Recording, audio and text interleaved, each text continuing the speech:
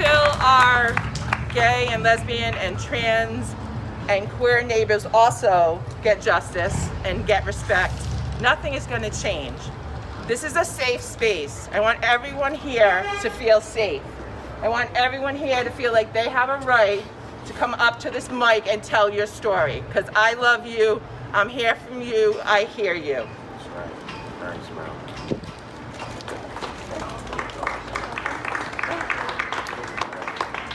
Hi, everybody. So I guess I just want to acknowledge the fact that there's been a lot of, there have been a few statements today about getting involved and running for public office and being really thoughtful about who you elect. And I just thought it would be important for you to know that there are a number of elected leaders here. Myself included. I'm the president of the town council here in Warren. And I see other members of the council, members of the Warren Council, members of the Bristol Council, our elected representatives who represent the entire East Bay.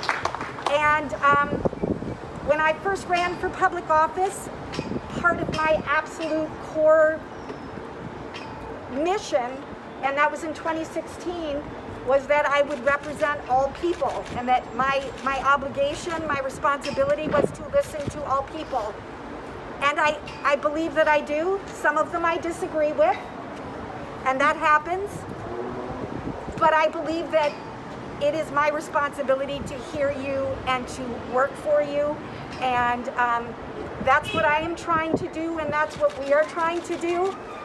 And I've been asked a lot since these recent symbols of hatred and bigotry and white supremacy have popped up in our community. Was I surprised? Not particularly, no. I know that racism is here. I'd like to believe that it has no home here. It's not welcome here, but it is here. It is here across the region. It is here across the country. It exists in our world.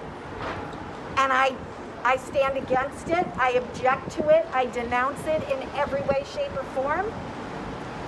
But I feel like it is these times where we as a white person, and so many, only really get sort of motivated when we can personally identify with other people's humanity, and that's wrong. I don't want to feel like I can only identify with your humanity when I'm experiencing some similar feeling of just sort of disgust or feeling like particularly victimized because something ugly is happening. We can't let up. We need to feel each other's humanity and dignity and respect them every day, all the time, not just when this stuff happens that are, momentary symbols of hate and racism and bigotry. I always want to be in touch with everyone's humanity and everybody's right to exist and be recognized and be loved in our community and in our world. And I vow to try to carry that forward and do whatever needs to be done to ensure that that is how we live. And I've been asked now by a number of news and media organizations, how I feel about it. And I said it the other day, hatred, racism, bigotry, all of these acts of violence are learned things. You are not born into this world with hatred in your heart. You are taught it. You are